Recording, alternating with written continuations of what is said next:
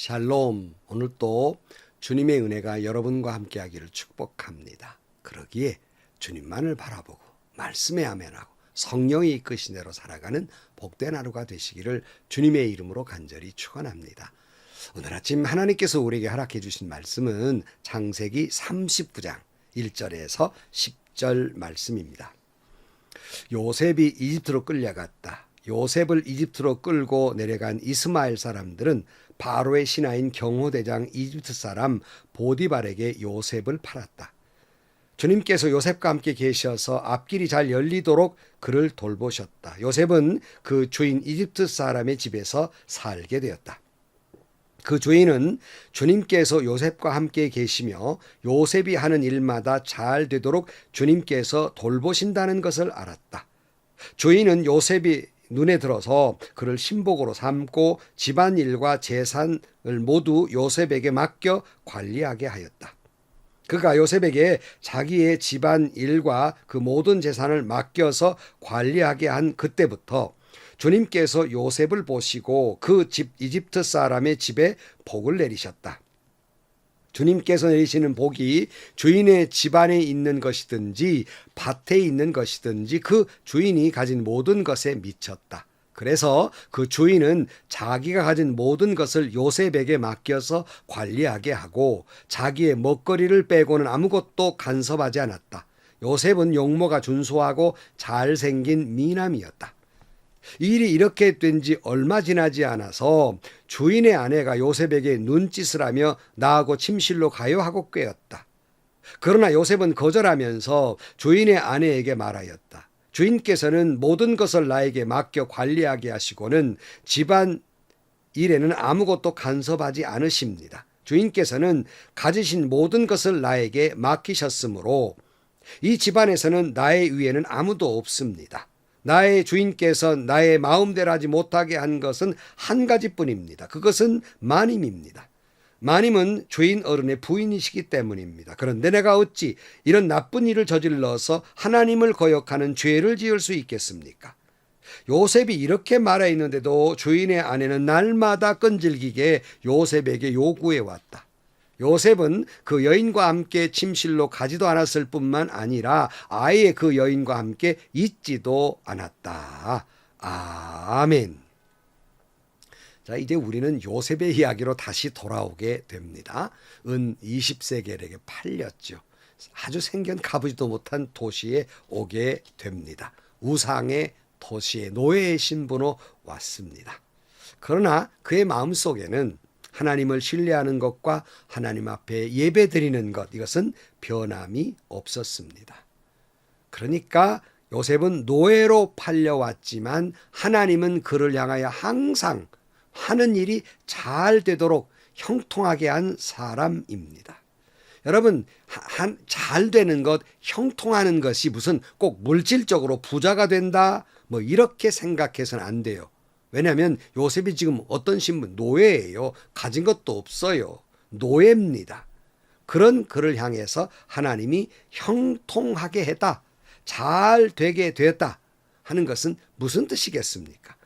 골로새서 1장 27절 말씀에 보면 여러분 안에 계신 그리스도요 곧 영광의 소망입니다 하는 말씀이 있어요.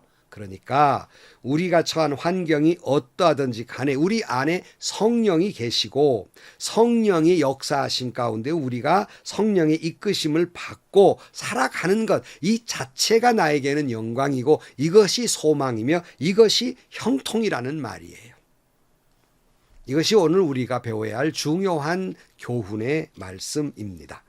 1절로 가서 보면 요셉이 이집트로 끌려갔다. 요셉을 이집트로 끌고 내려간 이스마엘 사람들은 바로의 신하인 경호대장 이집트 사람 보디발에게 요셉을 팔았다. 주님께서 요셉과 함께 계셔서 앞길이 잘 열리도록 그를 돌보셨다. 요셉은 그 주인 이집트 사람의 집에서 살게 되었다 그랬어요. 그러니까 하나님이 늘 요셉과 함께함으로 말미암아 그 요셉이 하는 일이 앞길이 잘 열리게 돼요. 이것이 형통이에요. 그러니까 하나님이 나와 함께하는 게 형통이지 잘 되는 게 형통이란 말이 아닙니다. 앞길이 열리는 것, 잘 되는 것, 성공하는 것, 모든 것이 모든 사람의 꿈이죠. 사람들은 이것을 향해서 미친 사람들처럼 살고 있는 것이 사실이에요. 그래 보기에 이런 글이 있어요. 성공만한 신앙도 없고 성공만한 우상도 없다. 사람들이 이걸 위해 살고 있는 거예요. 성공을 위해서, 물질을 벌기 위해서 애쓰고 있지만 여러분, 이런 것은요 만족이 없어요. 물질이라는 것도요 벌어도 만족이 없고 더 벌어야 되는 것이 소유욕입니다. 무엇이 성공하는 것, 높이 올라가는 것 다 이루는 것 같지만 만족이 없기 때문에 오르면 오를수록 기쁨이 없습니다. 아무리 가져도 끝이 없기 때문입니다. 그래서 어떤 면에서 보면요, 돈은 많이 가질수록, 권세를 가질수록 번뇌는 더 커지는 거예요. 그러나 성경에 보면 하나님이 함께 하시는 것, 하나님이 동행하시는 것, 하나님과 올바른 관계 속에 사는 것, 이것이 형통이다. 앞길이 잘 열리는 거다. 이것이. 그러므로 내가 얼마나 많이 소유했느냐, 얼마나 큰 집을 소유했느냐, 얼마나 많은 사업체를 가졌느냐가 문제가 아니라 진정한 성공은, 진정한 형통은 내가 하나님과 함께하고 있느냐 하는 거예요. 하나님과 동행하고 있느냐가 내 형통의 비결인 거예요. 바울은 하나님을 기쁘게 할까, 사람을 기쁘게 할까? 내가 사람을 기쁘게 하면 하나님의 종이 못 된다 그랬어요. 그러면 어떻게 하나님을 기쁘시게 할까? 로마서 8장 7절 말씀. 육신에 속한 생각은 하나님께 품은 적대감입니다. 그것은 하나님의 법을 따르지 않으며 또 복종할 수도 없습니다. 육신에 매인 사람은 하나님을 기쁘게 드릴 수 없습니다. 그러니까 육신의 생각, 육신의 계획, 육신의 행동은 하나님과 원수가 된다는 말이에요.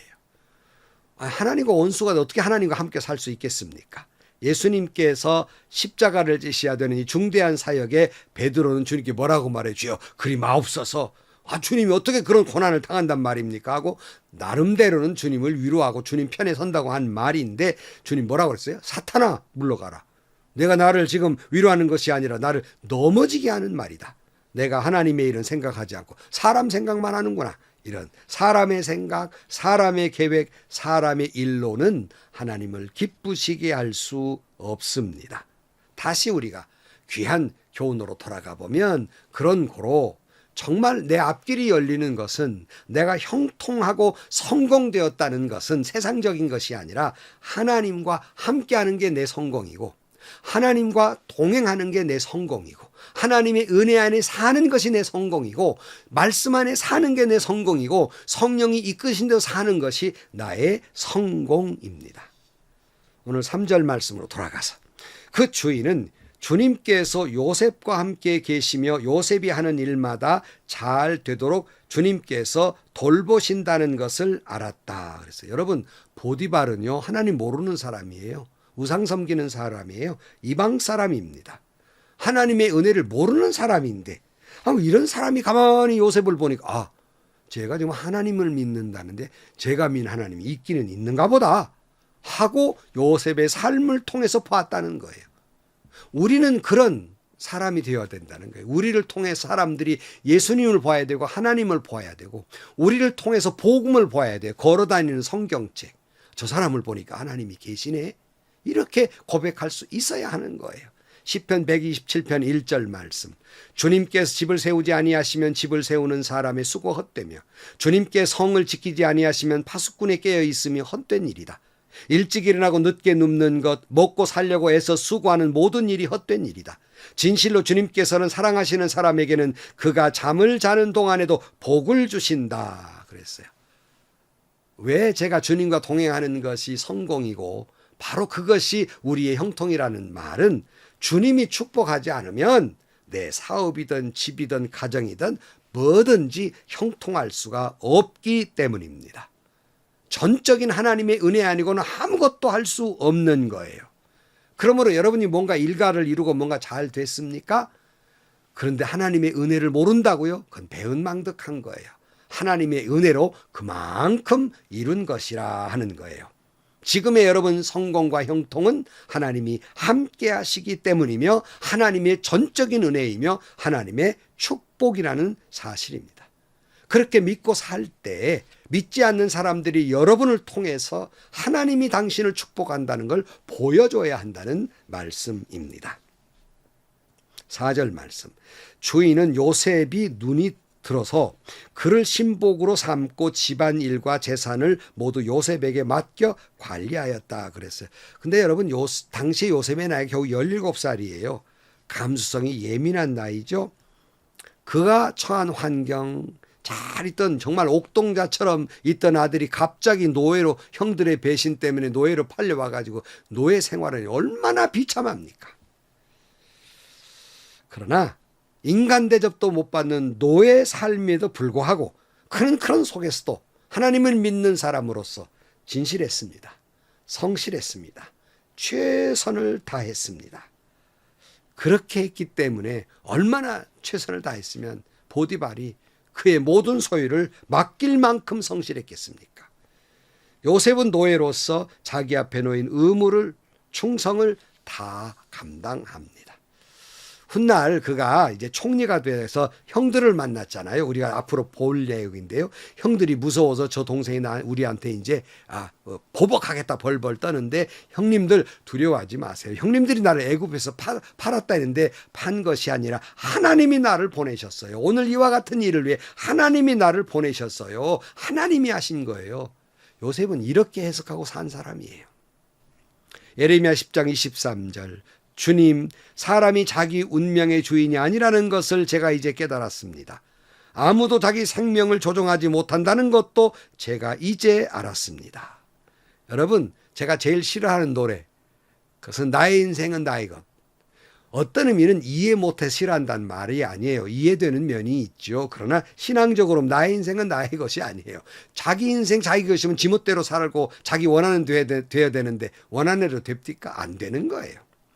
나의 인생길이 내가 원하는 대로 발걸음 옮기는 대로 되는 것이 아니라 하나님이 계획하시는 대로 하나님이 인도하심 속에 있게 되는 것이라 하는 거예요. 시편 37편 23절. 우리가 걷는 길이 주님께서 기뻐하시는 길이면 우리의 발걸음을 주님께서 지켜주시고 어쩌다 비틀거려도 주님께서 우리의 손을 잡아주시니 넘어지지 않는다. 아멘, 아멘이죠.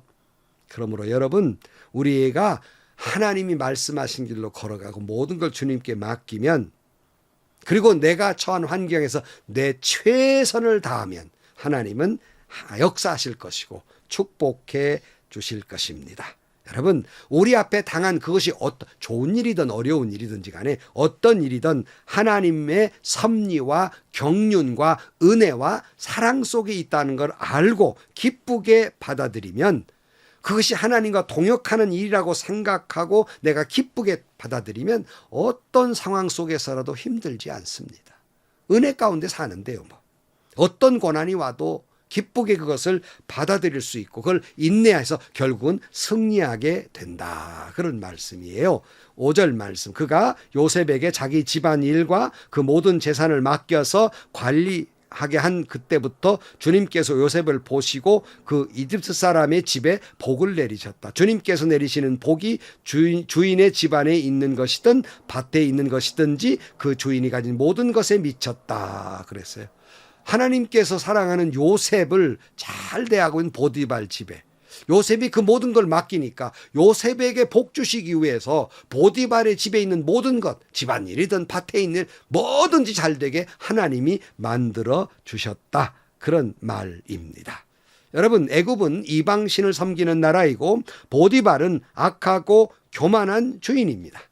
그러나 그런 환경 속에서 요셉이 신앙인으로서 날마다 경건하게 지내고 하나님 앞에 기도하고 살고 그렇게 자기 일을 최선하니까 그가 하는 일이 하나님이 복 주시지 않을 수 없는데, 그렇기 때문에 그가 하는 일을 복 주다 보니까 그가 하는 일은 보디발의 집안의 일이었거든요. 이 보디발의 집안이 복을 받게 되는 거예요.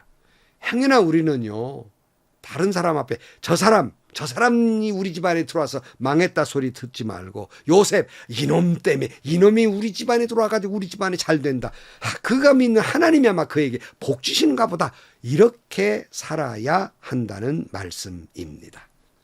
요셉을 보시고 하나님이 보디발의 집안에 복을 주었어요. 이게 복의 근원이 된다. 그래서 여러분, 우리 신앙인이 꼭 가져야 할 생각이 있어요. 그것은 내가 하나님을 믿음으로 내게 복을 받는 것뿐만 아니라 내가 복을 받아야 하기 때문에 내가 하는 일이 복되게 되고, 그러기에 내가 있는 회사가 나 때문에 복을 받는 회사가 돼야 돼. 나를 하나님 복 주시기 위해서 내 회사를 복되게 할 수밖에 없는 거예요. 그러므로 여러분, 우리 신앙인은 나만 유익되게 믿는 게 아니에요.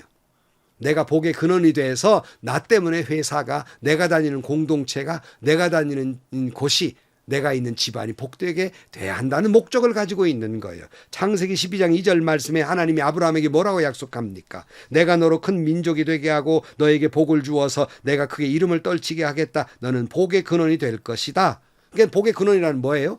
너만 복 받으라는 게 아니에요. 너 복 받아가지고 다른 사람 복되게 하라. 그런 말씀입니다. 성도 여러분, 여러분 복 받으시고요. 여러분 때문에 여러분이 다니는 회사, 가정, 공동체, 어디든지 여러분에 속한 것을 복되게 하시기를 축복합니다. 요셉은 그렇게 됐잖아요. 또 하나, 여러분, 그러기에 또 역으로 보면 우리는요, 하나님 복 받는 사람 옆에 늘 있어야 됩니다. 그가 잘 믿는 사람 옆에 있어야 돼요. 왜냐하면 하나님이 잘 믿는 그 사람을 복 주기 위해서 곁에 있는 나도 하나님이 복 줄 것이거든요.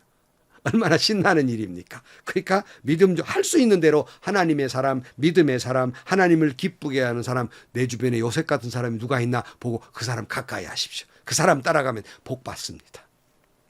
웃으는 얘기지만, 그러나 여러분, 항상 내가 받은 축복과 내가 받은 형통, 다른 면으로 생각하면요, 누군가 내 주변에 날 위해 기도하는 사람이 있고, 누군가 내가 가까이 하는 사람이 복 받았기 때문에 나도 그런 복을 받았다는 생각을 갖게 되라는 거예요. 보디발의 형편 가만히 보면, 만약에 보디발이 딴 사람 때문에 내가 잘 됐네, 그러면 얼마나 잘못됐겠어. 아니면 내가 잘나서 똑똑해서 훌륭해서 복 받았네, 그건 전혀 아니잖아요. 요셉 때문에 복을 받은 거 아니겠습니까? 그러니까 보디발은 자기의 형편이 요셉이 믿는 하나님 때문이라는 걸 알기 때문에 요셉에게 고마운 마음을 안고 자기 모든 걸 다 맡기고 가정의 총무로 삼은 거 아닙니까? 여러분, 우리 믿는 사람들은 내가 선해서 하나님께서 나에게 복 주신다고 생각하지 마시고, 하나님의 은혜인데 그것이 나에게 주시는 은혜뿐만 아니라 혹시 내가 다니는 회사 사장님을 하나님이 너무 사랑하셔가지고 내가 하는 일을 형통하게 하실 수 있고요. 내가 가까이 하는 사람 누군가를 복 주다 보니까 내가 그저 견주어서 곁살이로 내가 복을 받을 수도 있는 거예요. 근데 사람은 뭐라 그래요? 잘 되면 제 탓, 못 되면 남의 탓. 뭔가 어려움이 생기거나 사업이 잘 안 되면 자기 외에 다른 사람이 잘못한 것이고 너 때문이라고 생각하고, 잘 되고 성공하면 자기 때문으로 생각하는데, 곰곰이 생각해 보십시오. 내가 잘 되는 거 다 하나님의 은혜입니다. 누군가 나를 위해 기도한 사람도 있고요. 누군가 그 사람 복 주다 보니까 하나님이 나를 복 주시기도 하고요. 다 은혜이고 다 다른 사람 덕이에요. 그렇게 생각하고 사십시다. 잘못된 건 내 탓이고요. 잘된 건 은혜이고. 그러니까 우리가 가정에 그렇게 생각해. 여보, 내가 당신 때문에 우리가 복을 받아서 이렇게 형통하잖아. 하나님이 당신을 너무 사랑한 것 같아. 이렇게 남편의 말, 아내가 무슨 말씀이세요? 성공은 다 당신 때문이에요. 하나님이 당신을 사랑하기 때문에 이렇게 복 받는 거 아니겠어요? 내가 참 시집은 잘한 것 같아요. 하나님이 당신을 너무 사랑하는 것 같아. 이거 얼마나 부부간에 얼마나 이루어야 할 대화입니까? 근데요, 믿음의 집안에서도요, 아내는 아내대로 내가 기도 많이 해가지고 이만큼 됐지, 그러고요, 남편대로 당신 뭐 믿는 게 있어, 그래도 내가 이렇게 잘 믿어 이렇게 부자 됐지, 이러고 사는 집안이 얼마나 많은지 정말 어리석어요. 다 덕 때문이에요. 요즘 코로나 때문에 덕분입니다라는 말, 덕분이에요. 은혜 덕분이고요, 아내 덕분이고요, 남편 덕분이고요, 우리 교회 목사님 덕분이고, 우리 교회 장로님 덕분이고요, 내 친구 덕분이고요. 자, 환경이 바꾸어지고 신분이 달라져서 어려움이 오고 환난이 오고 모든 것을 잃고 또 고통 가운데 있다 할지라도 잊지 말 것, 하나님이 나와 함께 계신다는 사실을 잊지 않으면 어떤 상황 속에서라도 우리는 승리할 수 있습니다. 하나님이 나를 사랑하셔서 나와 함께 하시고 하나님을 향한 나의 그 모습을 보시면서 하나님은 나를 축복해 주실 것이기 때문에 우리는 하나님 앞에서 최선을 다해서 살아갈 뿐입니다. 처음으로 돌아가서 무엇이 형통입니까? 무엇이 복입니까? 다른 거 다 말할 수 있지만 가장 첫 번째 되는 것, 나의 축복은 하나님과 함께하는 것이에요. 내가 예수 믿는 것이에요.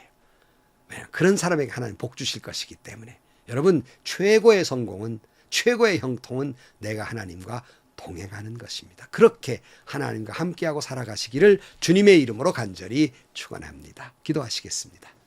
하나님 아버지, 세상의 성공과 형통은 출세이고 돈 많이 버는 거고 이런 걸 형통이라고 생각하지만 우리 믿는 이의 형통은 주님이 나와 함께 하시는 것뿐입니다.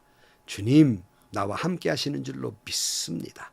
그럴 수 없는 이 죄인을 사랑하셔서 복 주실 줄로 믿습니다. 이만큼 이룬 것도 하나님의 복이며 누군가 나를 위해 기도한 것 때문이며 그리고 하나님이 그를 복 주시기 위해 나에게 복 주신 다 은혜인 것을 깨닫고 은혜가 되고 또 은혜가 되는 저희들 되게 하여 주옵소서. 예수님의 이름으로 기도하옵나이다. 아멘. 여러분, 저도 뒤돌아보면 제가 이만큼 목회를 잘 마칠 수 있는 것, 첫째는 하나님의 은혜이고요. 나아가서는 주변에 많은 분들이, 저도 얼굴도 모르는 분도 저를 위해 기도하신다는 소리를 들었을 때 다 기도한 탓이고요. 제 아내와 제 집안의 모든 어른들의 저를 위한 기도해 주신 뜻이에요. 그러므로 모든 것이 은혜입니다. 은퇴 후에 저도 이만큼 하루의 삶을 이렇게 녹화하면서 살면서 이만큼 그래도 활기를 유지하는 것, 유튜브를 들어주시는 여러분 때문입니다. 덕분이에요. 은혜이지요. 오늘도 여러분, 모든 것이 은혜이고 내가 잘나서가 아니라 하나님의 은혜이며 누군가 나를 위해 기도하신 사람 때문이며 내 아내와 내 남편 때문이고 내 주변에 복 주시기에 하나님이 나에게 은혜 주신 것을 깨닫고 은혜다 은혜다 하고 사시기를 축복합니다. 행복하시고요. 좋은 일이 가득한 하루가 되시기를 주님의 이름으로 간절히 축원합니다.